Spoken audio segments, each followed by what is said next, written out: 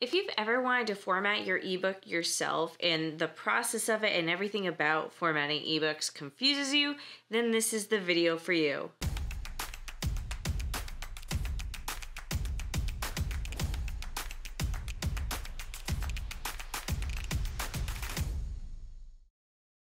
In this video, we're going to be going over how ebooks work, reflowable ebooks, some common mistakes that people make when trying to format their ebooks. And overall, the goal of this video is to help you really understand how ebooks work, so when you sit down to format your ebook, you'll be able to do it much easier. And also to get some tips to avoid some common mistakes I see when people try to format ebooks. I also have a course on how to format your ebook using Adobe InDesign.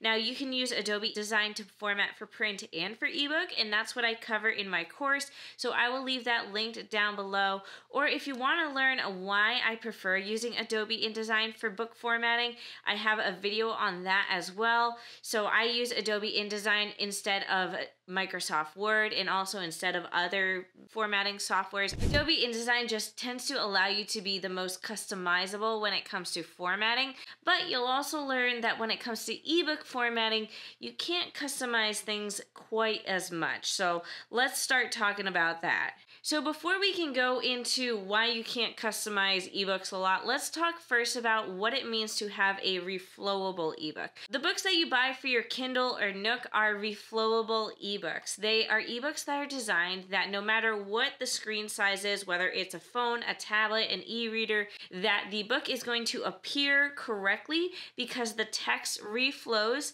to fill the screen.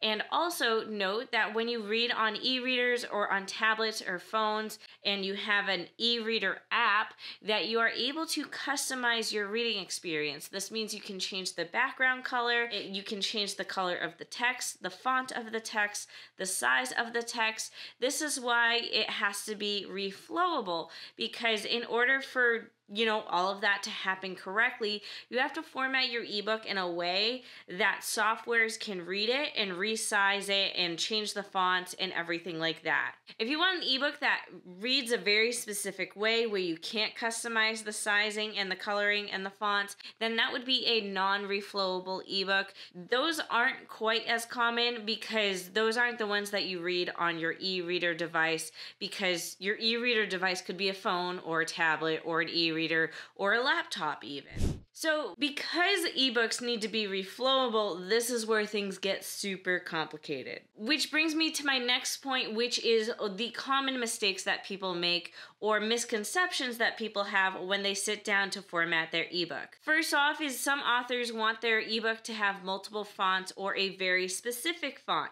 Like I mentioned already, you just have whatever fonts are available on that e-reader. You can't have, whatever fancy chapter headers that you have in your print book, you can't have that for your ebook because it's a lot more basic for e-readers. This is because whoever is reading the book gets to be the one to choose what font they read it in. Some people just have preferences. Another mistake that a lot of authors make when it comes to formatting their ebook is that they want complex header images. Now, when you have a print book, you can go as complex for your chapter header as you'd like. You can have a cool background, you can have it take up both of the two pages when you open the book, but when you have an ebook, you can't have a cool background because, like I mentioned already, the reader chooses the background color technically. So if you want to do something custom for your ebook, you can do something like a small image that goes under the chapter. So let's say it says chapter 1,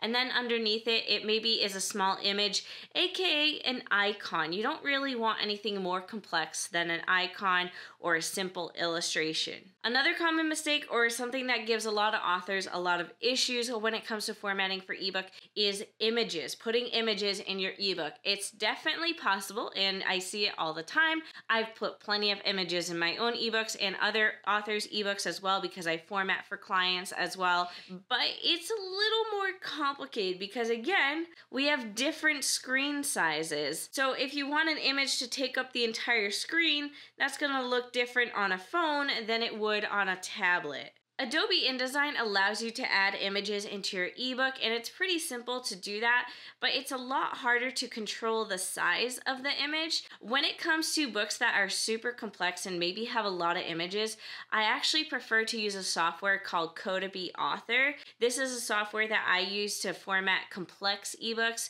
ebooks that have a lot of headers and subheaders and images and charts where things just get maybe a little more messy. Because Code Author is a software that is used to format specifically ebooks and also ebooks that are non-reflowable. So it can do reflowable ebooks and non-reflowable ebooks. So if you're someone who is interested in a non-reflowable ebook, that might be a software that you want to check out.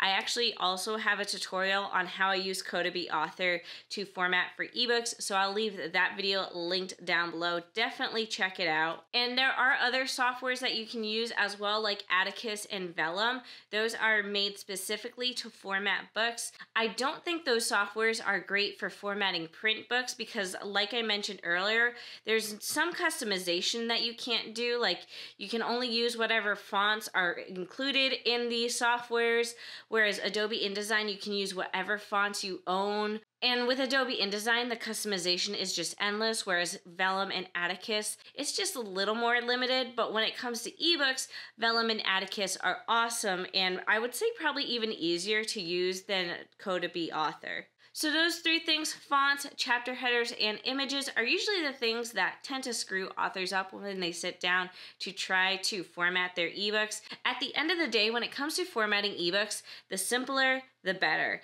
The more complex your book is, the harder it's gonna be to format your ebook. And if you do have a complex ebook, definitely make sure to use a software that is designed specifically for formatting ebooks. Otherwise, you're just gonna find yourself pulling your hair a lot. You can format using Microsoft Word for just about any book, but as I've mentioned in many videos, it's just not made for formatting books. So save yourself some time and definitely do some research behind the different book formatting softwares out there and choose the one that works best for you. Again, if you want to take my course on Adobe InDesign and how you can use Adobe InDesign to format your book for print and ebook, it'll be linked down below. And if you have a favorite software that you use for formatting ebooks, let me know in the comment section of this video. Otherwise, that is it for this video, and I'll see you guys all next week.